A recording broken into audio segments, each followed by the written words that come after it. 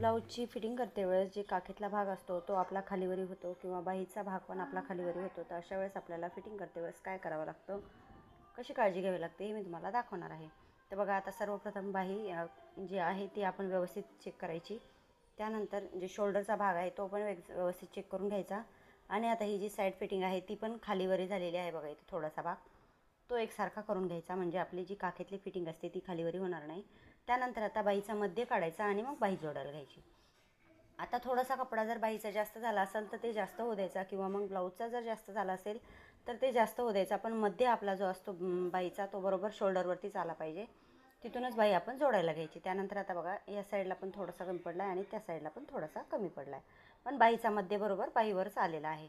त्यानंतर आता ही side fitting आहे बघा, तर ही थोडीशी कट करून घ्यायची, कारण आपण तसे 2 इंच शिलाई मार्जिन सोडत असतो, तर हे अर्धा इंच गेला तरी चालतं. त्यानंतर आता इथं मार्किंग करून घ्यायची आणि मग फिटिंग करायला घ्यायची. असं जर केलं तर तुमची जी साईड फिटिंग असते ना ती पण सरळ येते, आणि जी फिटिंग काखेतली वगैरे फिटिंग असते ना ती पण एकसारखी येते.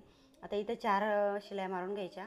मी 4च मारते, तुम्ही किती मारता मला नक्की कमेंट करून सांगा. बघा, अशा प्रकारे दोन्ही फिटिंग मी एकसारख्या करून